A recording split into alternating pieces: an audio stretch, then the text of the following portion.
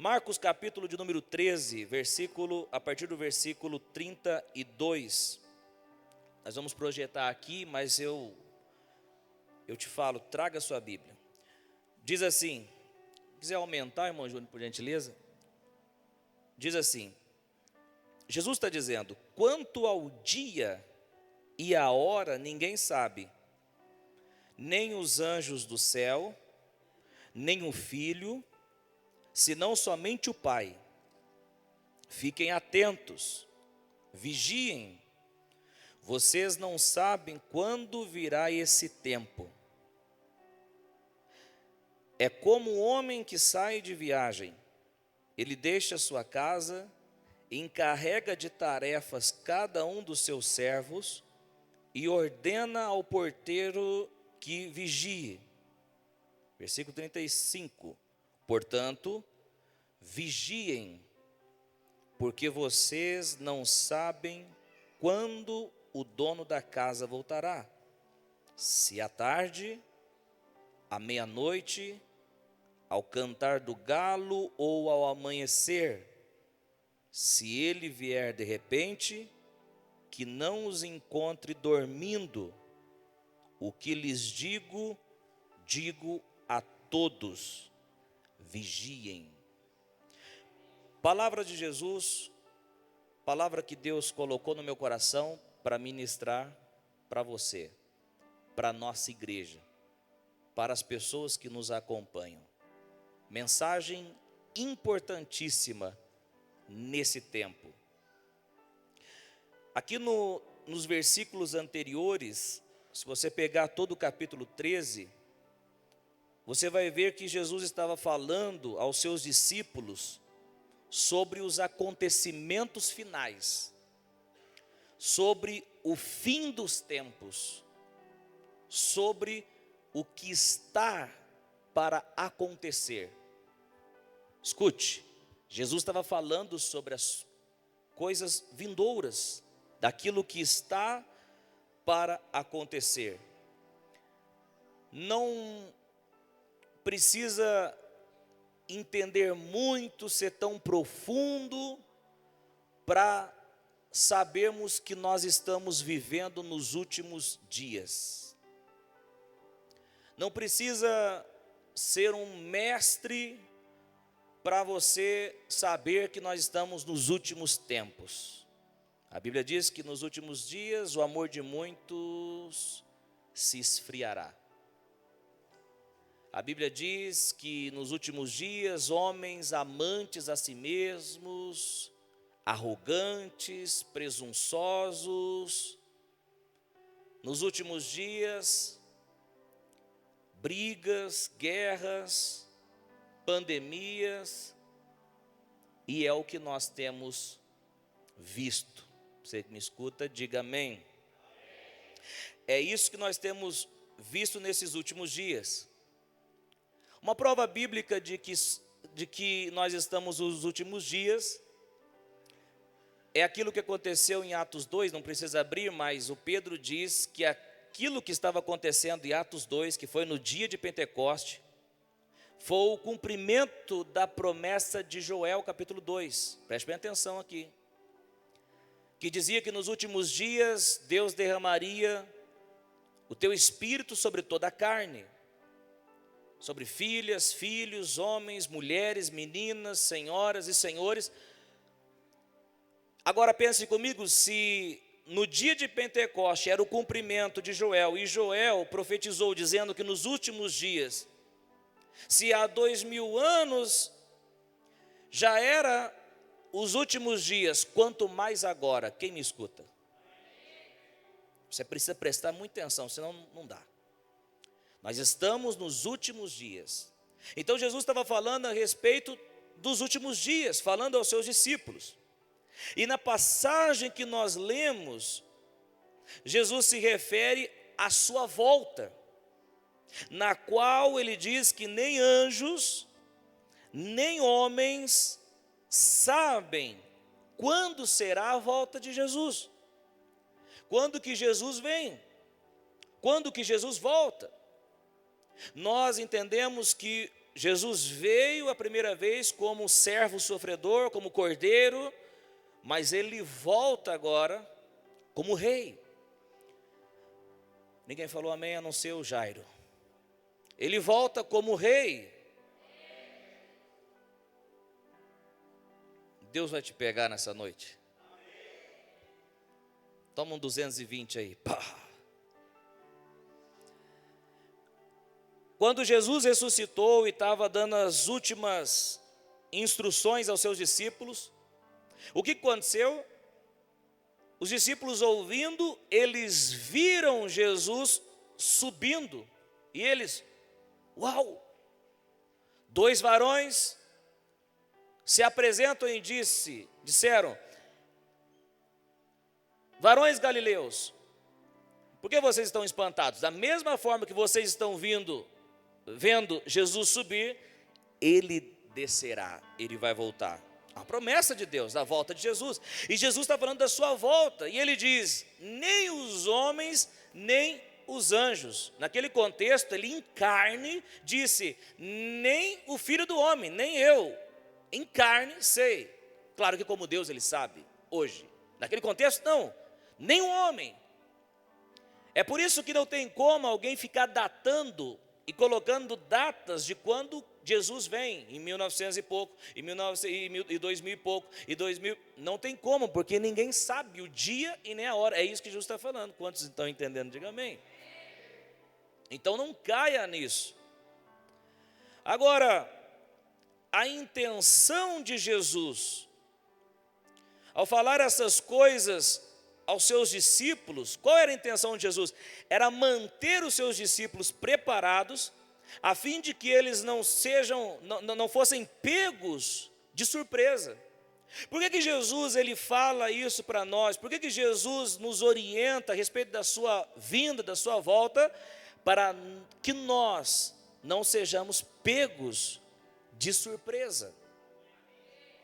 Jesus vem de surpresa, para nós não, nós sabemos que ele vem. Quantos estão comigo? Pegará de surpresa aqueles que não o conhecem. Quando Jesus vem, nós não seremos pegos de surpresa. Por quê? Porque nós sabemos que ele vem. O mundo será pego de surpresa. Lembra dos dias de Noé? Quantos lembram? Os dias de Noé. O que aconteceu nos dias de Noé? O dilúvio veio. Pegou Noé de surpresa? Não, ele já tinha a palavra. Pegou os outros de surpresa, porque os outros não acreditavam. Assim como hoje, as pessoas não acreditam na volta de Jesus. Mas deixa eu falar, se Jesus disse que o Espírito Santo desceria e desceu, se Jesus disse, vinde a mim todos cansados e oprimidos, eu vos aliviarei, e alivia. Se Jesus disse, em meu nome expulsa demônios, e você expulsa. Se Jesus disse, em meu nome cura os enfermos, e os enfermos são curados. Porque ao dizer, se ele disse que ia ser ressuscitado, ele ressuscitou. Porque ele falar que vem, você não vai acreditar. Se tudo o que ele falou foi verdade, por que a vinda dele, a volta dele não seria?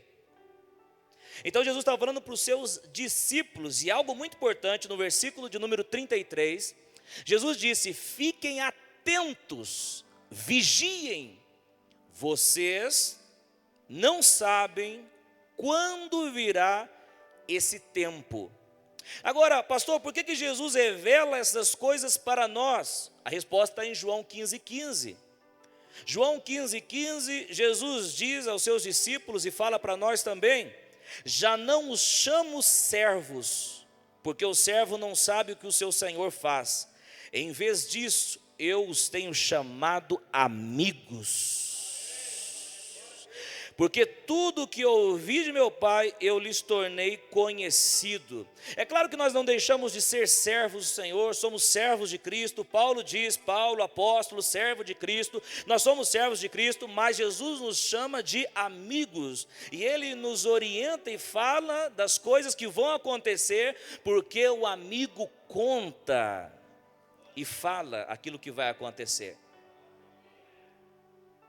Agora, lendo novamente Marcos, no versículo 34 a seguir, há algo muito interessante aqui. Vamos repetir, vamos para versículo 34. Jesus disse, e como um homem que sai de viagem, ou melhor, é como um homem que sai de viagem. Ele deixa a sua casa, encarrega de tarefas cada um dos seus servos e ordena ao porteiro que vigie. Versículo 35.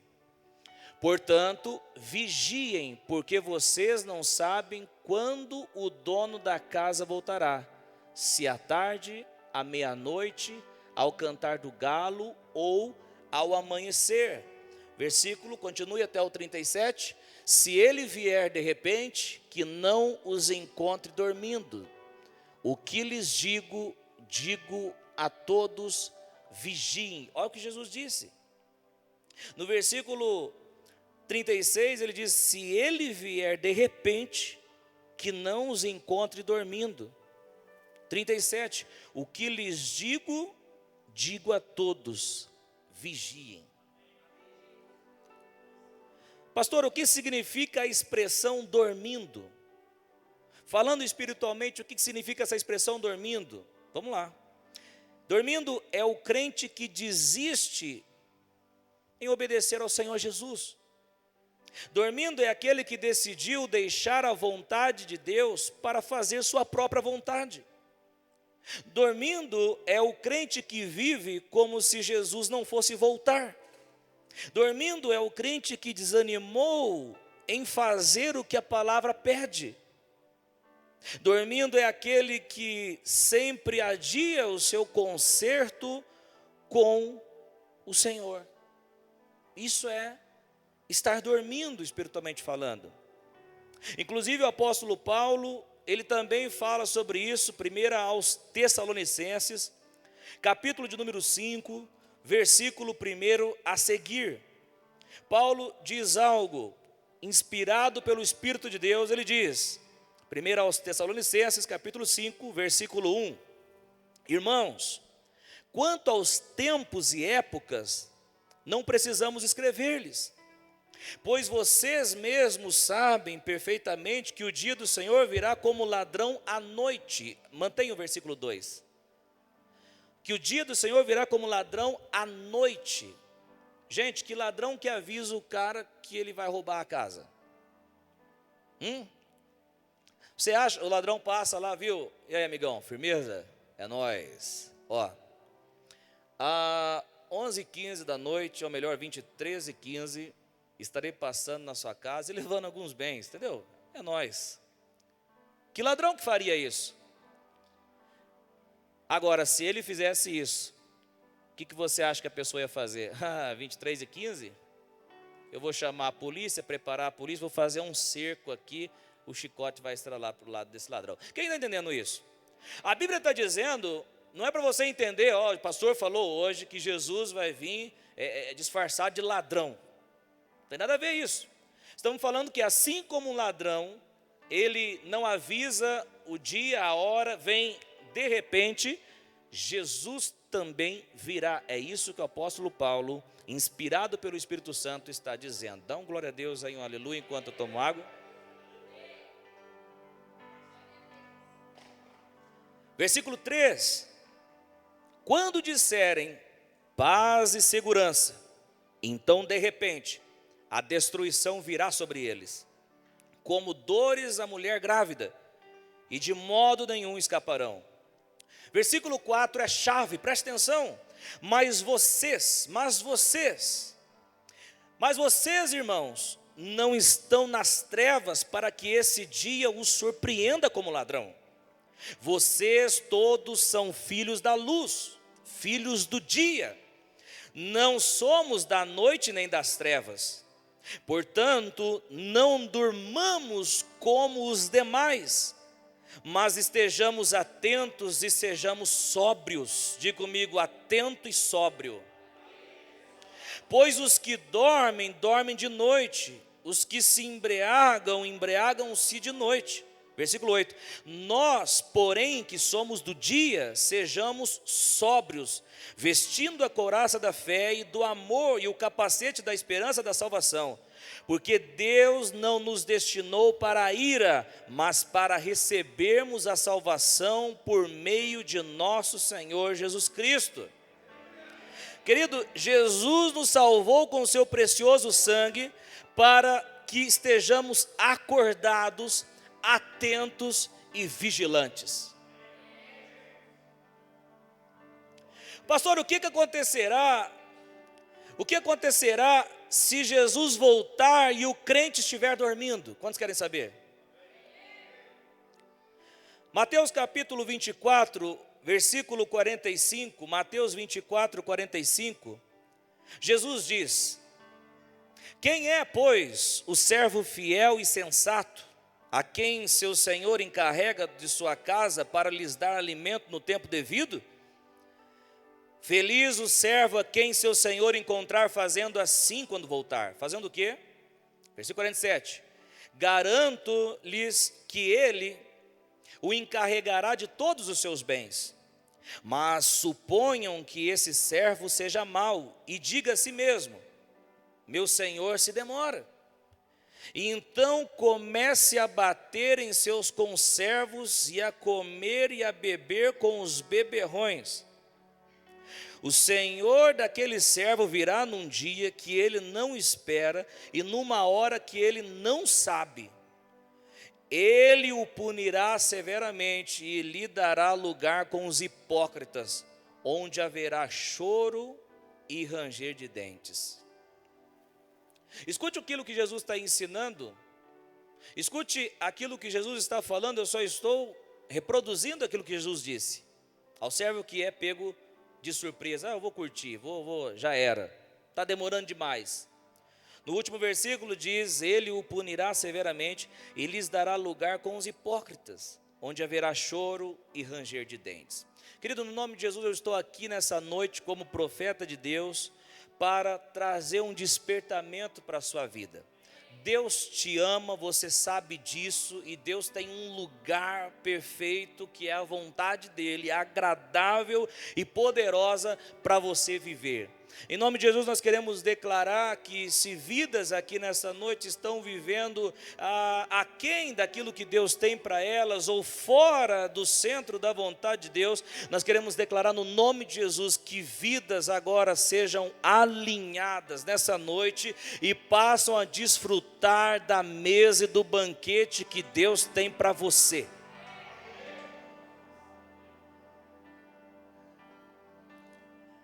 Entenda, meu irmão, há uma grande tribulação para acontecer em toda a terra. Essa tribulação alcançará todas as pessoas que rejeitaram a Jesus e aos seus mandamentos. Há uma tribulação para acontecer aqui. Há uma tribulação para acontecer em toda essa terra. E tribulação de pessoas que rejeitaram a salvação em Jesus e que rejeitaram os mandamentos de Cristo. Mateus 24, 21, diz assim o próprio Jesus: porque haverá então grande tribulação, como nunca houve desde o princípio do mundo até agora, nem jamais haverá. Jesus disse: grande tribulação para aqueles que ficarem quando Jesus levar a sua igreja, quando Jesus arrebatar a sua igreja. Jesus disse que há uma grande tribulação, tribulação esta que nunca se viu. Querido, faz sentido Deus mostrar o evangelho para você, salvar você, você ser salvo, ser liberto dos seus pecados, ser liberto da sua vida velha, e você passar por essa grande tribulação? O que faz sentido é Deus te levar com Ele, conforme Jesus prometeu, para que aonde eu estiver, estejais vós também, disse Jesus. Pastor Coutinho, eu não quero ser pego de surpresa, eu tenho medo. Vamos lá para 1 aos Tessalonicenses, o capítulo 5, versículo 8, e pare com esse medo, porque o texto diz: nós, porém, que somos do dia, sejamos sóbrios, vestindo a couraça da fé e do amor e o capacete da esperança da salvação. Versículo 9, porque Deus não nos destinou para a ira, mas para recebermos a salvação por meio de nosso Senhor Jesus Cristo. Essa tribulação que está para vir é a ira de Deus contra a impiedade, contra aqueles que blasfemaram, contra aqueles que rejeitaram, contra aqueles que caluniaram, contra aqueles que não quiseram saber a respeito de Cristo. A tribulação vem sobre a impiedade, é de Deus sobre a impiedade. Agora a Bíblia diz no versículo 9, para você glorificar a Cristo, porque Deus não nos destinou para a ira. Mas Deus não nos destinou para a ira. Parafraseando, Deus não nos destinou para a grande tribulação.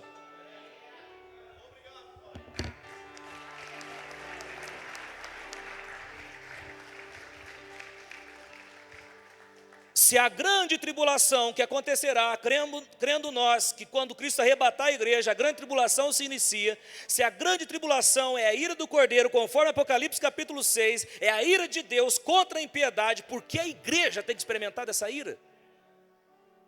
Não, a igreja não está destinada para a ira, mas nós estamos destinados para recebermos a salvação por meio de nosso Senhor Jesus Cristo.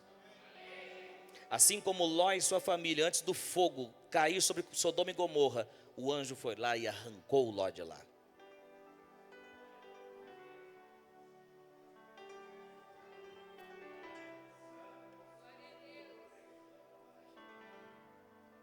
Querido, a orientação de Deus é para que sejamos sóbrios. Olha para quem está do teu lado, fala para ele, seja sóbrio.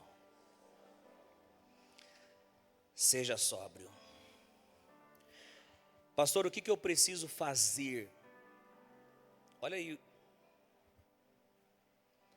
1 Tessalonicenses 5:8, versículo 8.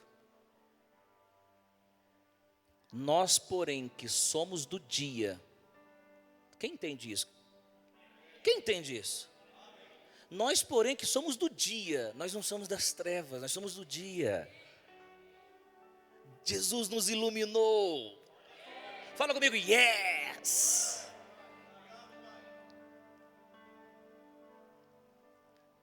Nós, porém, que somos do dia. Olha lá, primeira coisa que eu tenho que fazer, sejamos sóbrios. Primeira coisa, ser sóbrio. O que é sóbrio, pastor? O dicionário vai dizer que é aquele que não se encontra sob efeito de bebida. Mas nós estamos falando de sobriedade espiritual. E o que é a sobriedade espiritual? Significa aquele que não está sob o efeito desse mundo. Sobriedade espiritual é a pessoa, é o crente que não está sob o efeito desse mundo. Esse mundo embriaga pessoas. Esse mundo embriaga crentes. É por isso que Efésios 5 diz, não vos embriagueis com vinho. Esse vinho você poderia colocar com as coisas deste mundo, mas deixem-se encher pelo Espírito. Não se embriaguem com o mundo, se embriaguem com o Espírito Santo de Deus. Esse mundo tem embriagado muitas pessoas. Paulo mesmo diz de um cara que amou o mundo, ele fala, e me abandonou. Ele amou o mundo, ele quis e saiu. Paulo diz, ele me deixou. Paulo diz em 1 Timóteo 6, não precisa abrir, mais pessoas que se desviaram da fé. A Bíblia fala sobre isso, sobre o desviar da fé. Há muitas pessoas, há muitos filhos, infelizmente, essas pessoas estão embriagadas com o mundo. Pelo menos duas formas para este mundo tentar te seduzir. Duas formas. Primeira, pelo que você vê e pelo que você ouve. Duas portas para o seu coração. Olhos, ouvidos. Duas formas para esse mundo tentar seduzir o crente. Pelo aquilo que ele vê e por aquilo que ele escuta. Diga comigo, pelo que vê e pelo que escuta. Preciso blindar o meu coração daquilo que vejo e daquilo que eu escuto. O que o crente tem que bater papo, conversas tolas com o ímpio?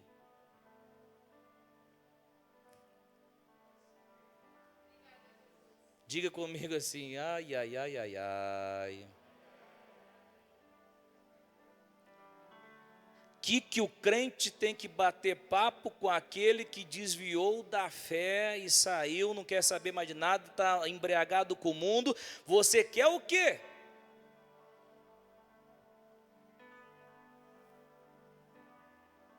Eu sou o irmão em Cristo. Oi, tudo bem, por que você deixou a igreja? Deixei mesmo, sabe por quê? Falar para você, olha, a melhor coisa que eu fiz foi ter deixado a igreja. Deixei Cristo, deixei Jesus, olha, eu vou te falar, coisa boa, hein? Estou fazendo tudo que eu quero, vivendo a minha forma, estou curtindo demais. Aí o crente, é? Me conta um pouco sobre isso aí. Deixei minha família, deixei meus filhos, deixei meu marido, deixei minha esposa, deixei tudo, e estou felizona, estou felizão. É mesmo? Sei que tem. E o crente não blinda o coração, o que acontece?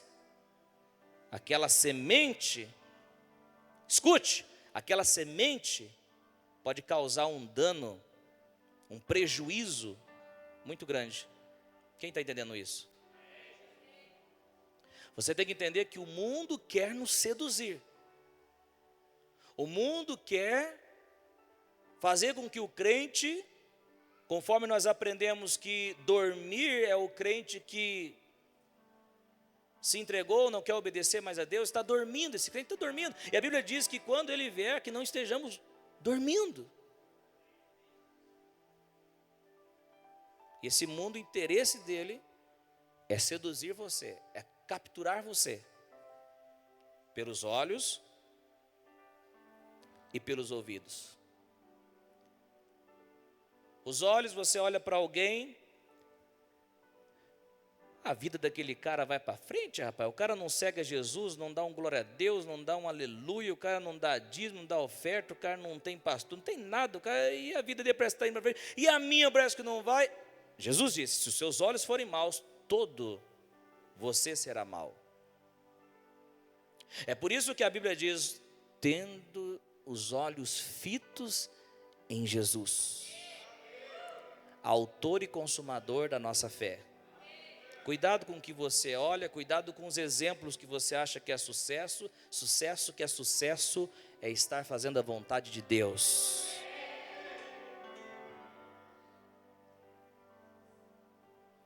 A primeira coisa é ser sóbrio, não deixar com que o mundo embriague você, que as coisas do mundo venham embriagar você. E lembre-se, as portas são ouvidos e olhos. Mas pastor, como conseguirei permanecer na sobriedade espiritual? Como vou conseguir permanecer nesta sobriedade? Quem quer ouvir diz amém. O versículo continua, nós porém que somos do dia, sejamos sóbrios, olha lá, vestindo o que? Bem forte, a couraça. A segunda coisa que eu falo para você é a necessidade, a importância do que a Bíblia diz sobre vestir a couraça da fé e a do amor. Quer manter a sobriedade espiritual?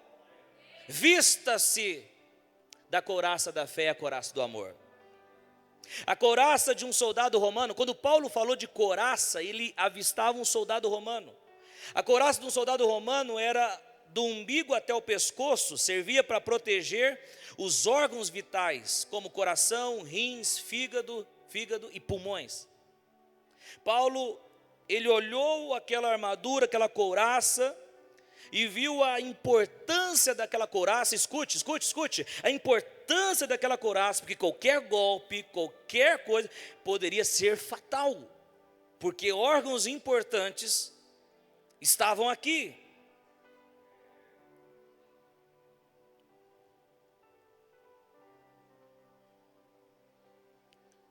É por isso que a Bíblia está dizendo que nós precisamos vestir a couraça da fé e do amor. Para o crente manter-se sóbrio espiritualmente, é necessário vestir-se com a fé e com amor. Qual é a couraça do crente? Fé. Qual a outra couraça do crente? Amor. Qual a couraça do crente? Fé. A couraça do soldado romano, importante? Muito importante. Qual é a nossa couraça? Fé e amor. Quer manter a sobriedade espiritual? Fé e amor.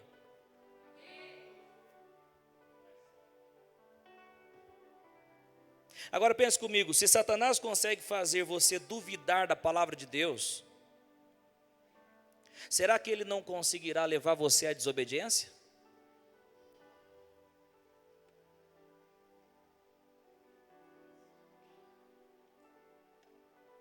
Pense comigo. Se Satanás consegue fazer você duvidar da palavra de Deus, será que ele não consegue levar você à desobediência? Claro que sim. Porque se um dia, se a gente colocar em xeque se Jesus vem ou não acreditar nisso, a gente vai falar, obedecer a palavra dele, besteira. Se Satanás consegue colocar dúvida no seu coração sobre a veracidade da palavra, então ele consegue fazer você desobedecer. Consegue fazer você. O que nos mantém obedecendo a palavra de Deus é a fé, é crer que aquilo é verdade e é bom, perfeito para nós. Quantos estão comigo? Aquelas conversinhas do tipo, será mesmo que a Bíblia fala a verdade? Será que o inferno existe mesmo? Será que não posso viver da forma que eu quero? Será que vale a pena renunciar por amor a Deus? Estas setas entrarão se não estivermos com a couraça da fé.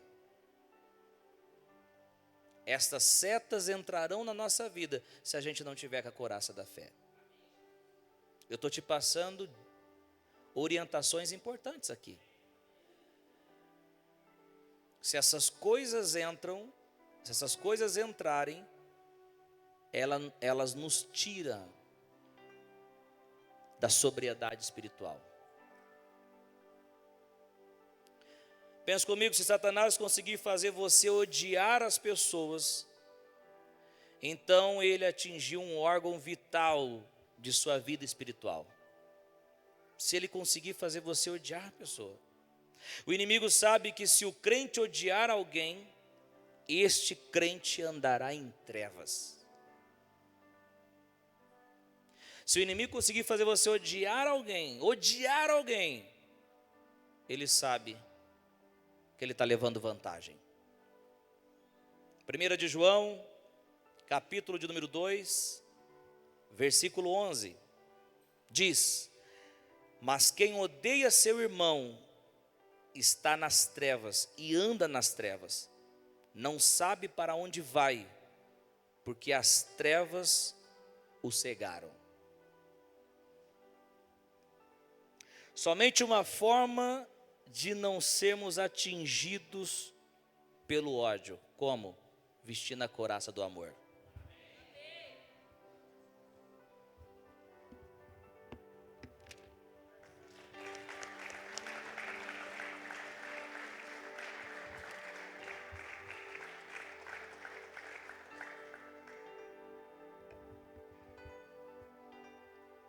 É por isso que a Bíblia diz, nós porém, que somos do dia, sejamos sóbrios. Pastor Coutinho, me ensina o que é ser sóbrio. Eu estou te falando já faz algum tempo.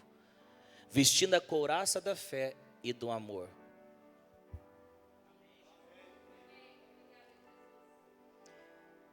Número 3. E o capacete da esperança da salvação. Couraça da fé, couraça do amor e o capacete da salvação. Essas três coisas irão te manter sóbrio espiritualmente. Essas três coisas vão te manter sóbrio. E mantendo você sóbrio, você não está dormindo. E você não dormindo, não seremos pegos de surpresa. Subiremos com Ele em sua volta.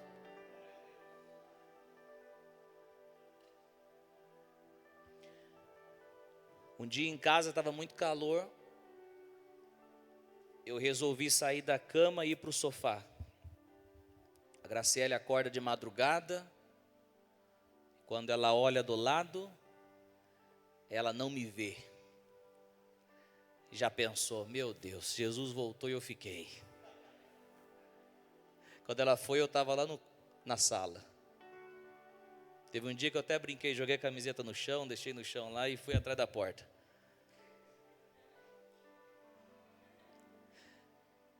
Aí quando a pessoa sabe que é uma brincadeira, ai, glória a Deus. Hã? Não dorme não, irmã.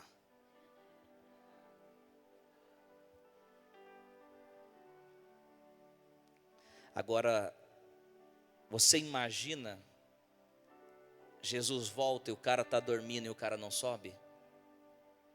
O cara fala, vou para a igreja. Chega na igreja, alguns irmãos, que a grande maioria vai subir. Eu queria que todos, mas...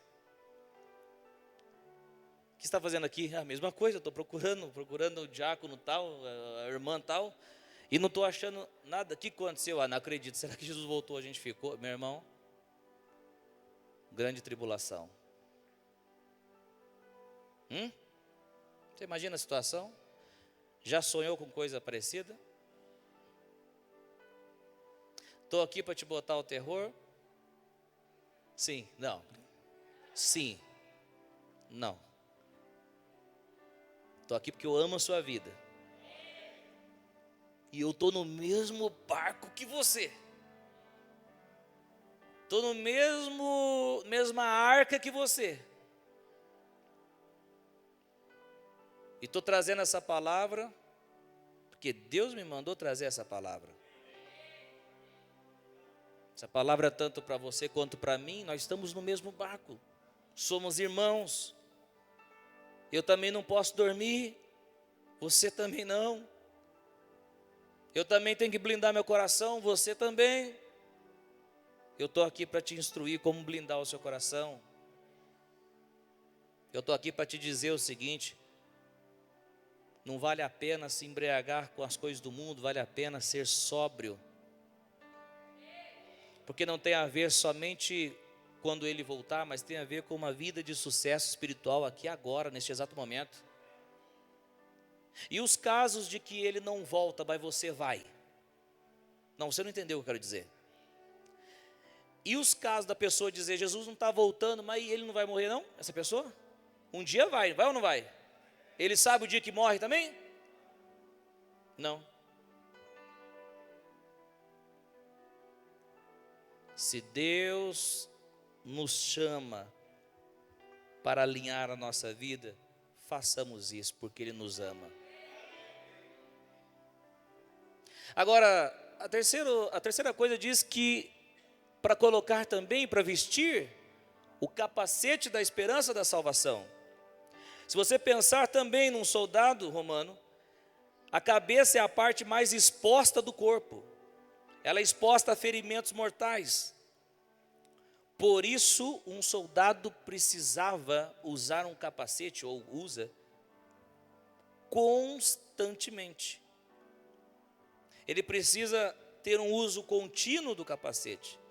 Agora, espiritualmente falando, o capacete que Deus nos deu e que nos protege dos ataques do diabo é o capacete da esperança da salvação. A estratégia do diabo é fazer você duvidar de sua salvação, pois assim ele te distancia de Deus. Agora, se você colocar o capacete, que capacete, pastor? A esperança da salvação. A esperança da salvação. A esperança da salvação, se você colocar, ele não consegue te distanciar. Mesmo você errando, ele vai dizer: não, você não é salvo. Se fosse salvo, você não faria isso. Ele começa a colocar dúvida em você. Vista-se o capacete da salvação. O que significa isso? Transforme a sua mente pela palavra de Deus. Eu estou em Cristo, eu sou nova criação. As coisas velhas se passaram, tudo se fez novo.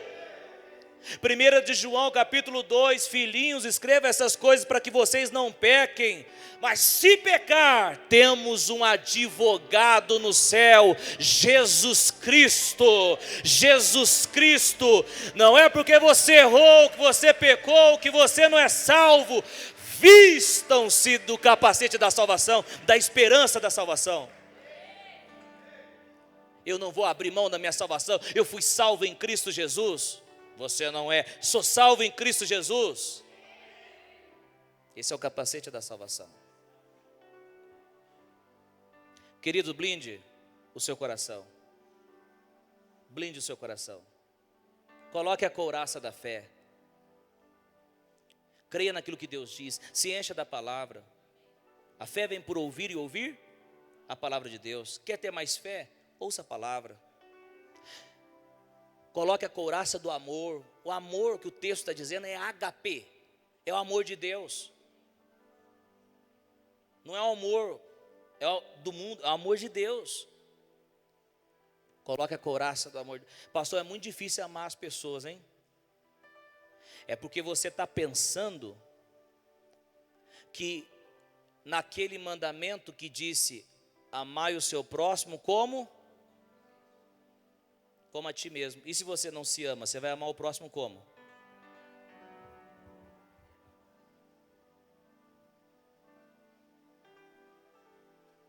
Então Deus errou, pastor? Não. É que glória a Deus por Jesus Cristo. Por que, pastor, glória a Deus por Jesus Cristo? E eu vou te mostrar. Quero muito achar para você aqui. Se eu não achar, eu vou citar. João, capítulo de número 13. Palavra de Jesus. Versículo de número 34. Jesus disse: um novo mandamento lhes dou. Olha aqui para mim. Um novo.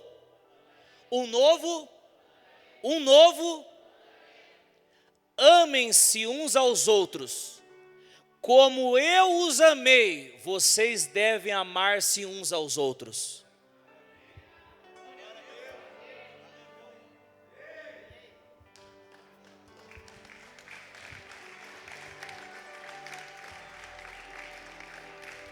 Você não vai conseguir amar o outro pensando que você tem que amar como a si mesmo. Jesus disse: um novo mandamento lhes dou. É a nova aliança agora. É outro nível. Amem como eu os amei. Então, quando você entende que Deus te amou, então você ama. Quando você não entende que Deus te amou, então você não consegue amar. Você acha difícil amar as pessoas? Porque você então não pensa nisso que Jesus disse. Não é para amar como a ti mesmo. O novo mandamento eu lhes dou: amem como eu amei vocês.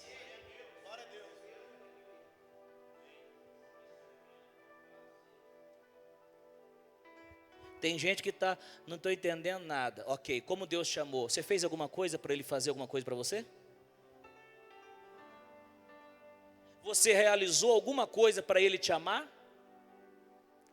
Ele nos amou quando ainda éramos pecadores. Você não fez nada para ser aceito por Deus. Ele te amou quando você ainda era pecador. Quando eu ainda era pecador, não fiz nada de bom. Ele me amou primeiro. Deus está dizendo o seguinte: não espere os outros fazerem alguma coisa de bom para você. Ame-os como eu amei você. Se os outros dão mancada com você, você também dá mancada comigo, diz o Senhor.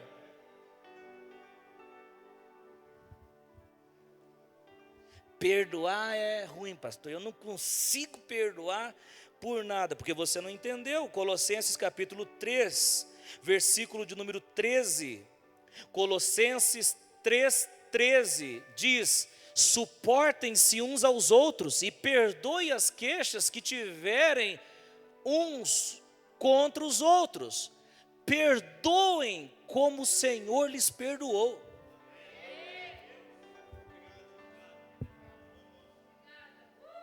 Toda vez que você achar, será que eu devo perdoar essa pessoa?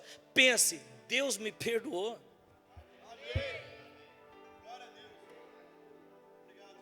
E se Deus me perdoou, quem sou eu para não perdoar o meu irmão? É isso que o texto está dizendo. Querido, o que eu quero dizer com você, porque se o diabo conseguir fazer você ficar com mágoa, reter o perdão, se o diabo conseguir fazer você, então ele te atingiu um órgão fatal, espiritualmente falando.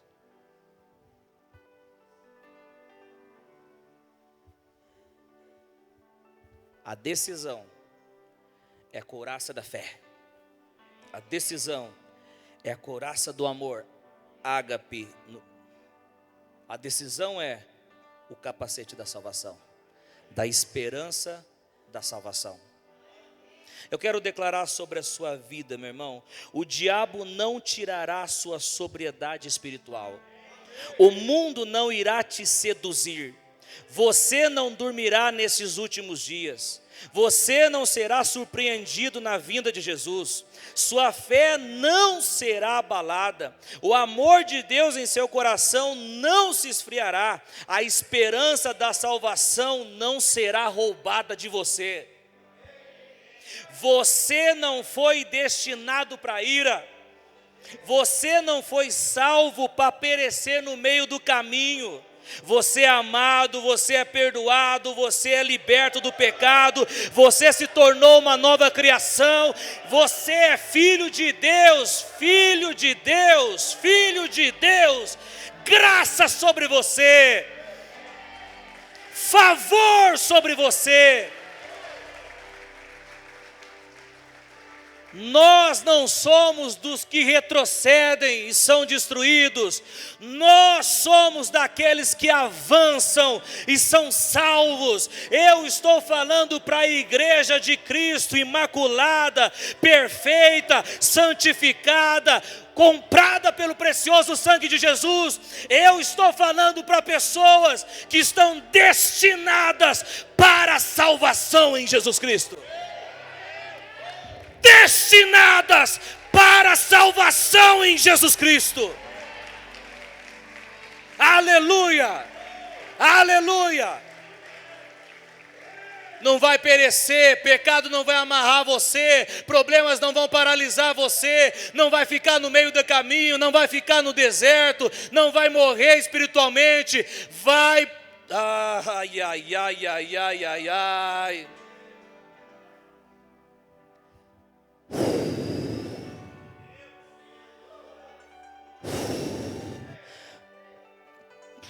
Pessoas sendo livres agora no nome de Jesus. Ah, meu irmão, o rei vai voltar, o rei vai voltar, Jesus vai voltar. Nós não vamos ser pegos de surpresa, não. Se porventura nós já morrermos, mas se nós até o fim guardarmos a fé, combater o bom combate, terminar a carreira, se o nosso corpo estiver no sepulcro quando Jesus voltar, a palavra de Deus diz que nós seremos ressuscitados. E o nosso corpo será um corpo semelhante ao corpo de Jesus Cristo, um corpo de glória, um corpo glorificado. Pastor, eu sou fraco, pastor, as enfermidades às vezes vêm sobre a minha vida. Meu irmão, com um corpo de glória não vai ter fraqueza, não vai ter resfriado, não vai ter vírus, não vai ter pecado, não vai ter absolutamente nada. Um corpo de glória nos espera. É por isso que o apóstolo João diz: Maranata, Maranata, O que é Maranata, pastor? Vem, Senhor Jesus, vem. Essa natureza aguarda a manifestação do Salvador Jesus Cristo para a transformação.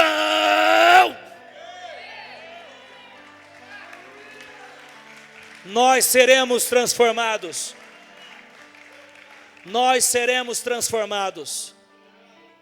E estaremos com Ele para todo sempre. Pastor, mas por que isso não acontece logo, pastor? Aguenta aí, rapaz, aguenta aí, minha irmã. Vista-se a couraça da fé, vista-se com a couraça do amor e o capacete da esperança da salvação, e vai, e caminhe, e caminhe. Deus não quer que ninguém aqui se perca. Deus apresentou o evangelho para você, para quê? Para que você recebesse a salvação. Creia, creia, creia. Não se trata de religiosidade, não se trata de igreja A, igreja B, igreja correta, a primeira ou errada, não se trata disso.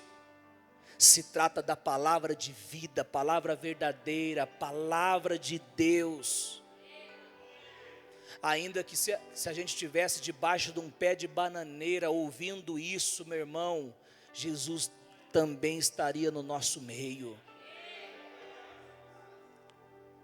Ainda que a nossa igreja tenha ou não tenha um ar-condicionado, tenha ou não tenha um espaço melhor, ainda que essa é palavra de vida para o seu coração, para a sua família. Se você duvida da minha intenção, me diga o que essa palavra poderia eu receber algo de você?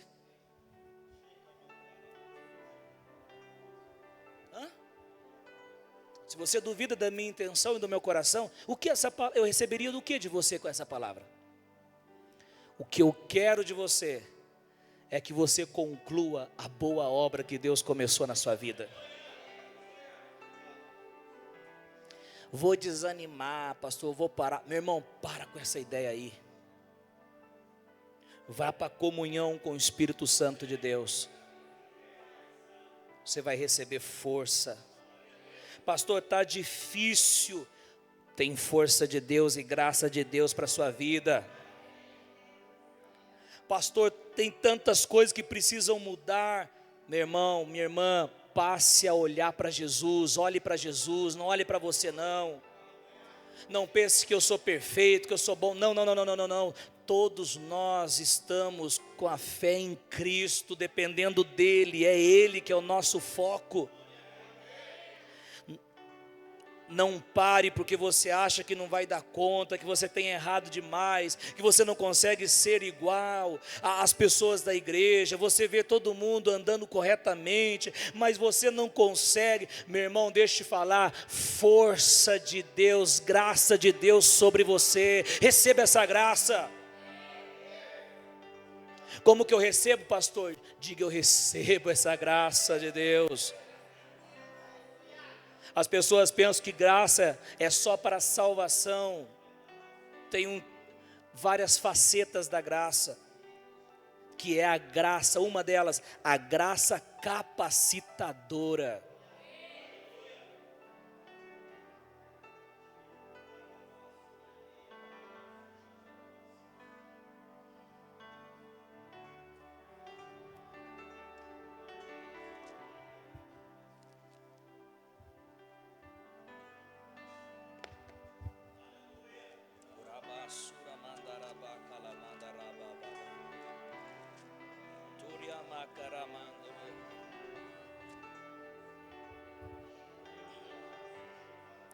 Mandaraka saramandolo bokorobo Shura mandaraba sukiribiri bakalabra Shura mandaraba karaba Surabandiri bikiribiri bakalabara mandoro surabaka. Livro de Tito, capítulo de número 2, nós vamos encerrar. Capítulo 2, versículo 11. Tito, 2:11 diz: porque a graça de Deus se manifestou salvadora a todos os homens. Versículo 12: ela nos ensina, a graça ensina, ela nos ensina a renunciar à impiedade e às paixões mundanas e a viver de maneira sensata, justa e piedosa nesta era presente. Glória a Deus. Se coloque em pé, exaltando ao Senhor.